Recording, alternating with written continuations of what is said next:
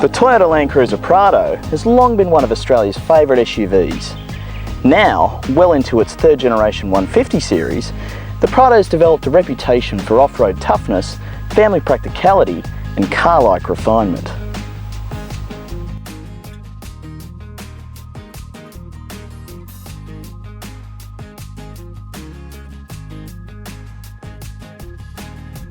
The Prado competes with the likes of the Mitsubishi Pajero and the Land Rover Discovery, and while it sits between these two on price, there are also cheaper options like the Isuzu MU-X and Mitsubishi Challenger that also offer off-road ability and 7 seats.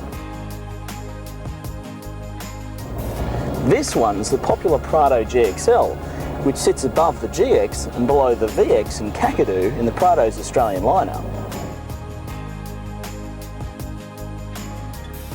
Over the base GX, the Prado GXL comes with 7 seats as standard, adds 3-zone climate control so those in the back seat can adjust the temperature, a grippier but not leather steering wheel, rear parking sensors and retractable side mirrors. All third generation Prados also carry a 5-star safety rating, and a reversing camera is now standard across the range. In the back there's plenty of room in the second row, and the 2014 model comes with a redesigned seat folding mechanism to make it easier to access the third row. It's still not as accessible as a Kluger, nor is there as much space back here due to the off-road focused chassis. If it's just the 7 seats you need, buy something like the Kluger.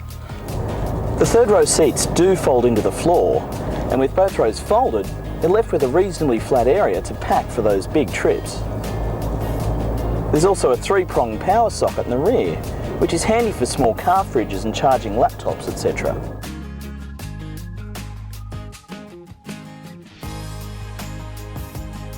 This Prado GXL also has the optional diesel engine, plus the automatic transmission, but together represent the Prado's most popular drivetrain combo. The Prado's turbo diesel engine makes enough grunt to comfortably keep up with traffic, and works well with the 5-speed auto. It's not as smooth or responsive as some newer diesels, but it manages impressive economy for a 2.3-tonne vehicle. All Prados with a spare wheel on the back come with dual fuel tanks, which on the highway should get you between Brisbane and Melbourne without filling up.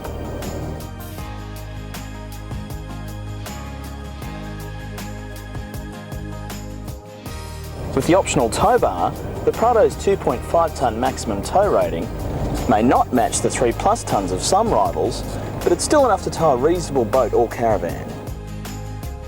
The Prado's off-road ability is well known, with a full-time 4-wheel drive system and low range, generous ground clearance and great suspension travel to help it get through some pretty gnarly terrain.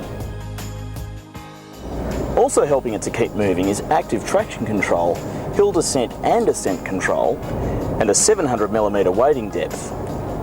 Compared to the full-size 200 series LandCruiser, the Prado's smaller dimensions make it a lot more nimble in tight situations and less likely to rub up against obstacles. Many Prados never venture off the bitumen though, which is a hell of a shame given its off-road focus makes it less than ideal on the road. The tall body and abundance of suspension travel make for a significantly higher centre of gravity than a Kluger or other crossover SUVs, which tends to feel less stable through high-speed bends, and the separate chassis construction makes for a heavier, more detached feel. It certainly does the job as a daily conveyance, but the Prado's just not as composed as a Kluger on the road. It's certainly comfortable and refined, but just not as stable. Once again, if you just want 7 seats in your SUV, buy something like a Kluger. But if you're after a dependable, comfortable wagon that you can still take properly off-road, the Prado is still an excellent choice.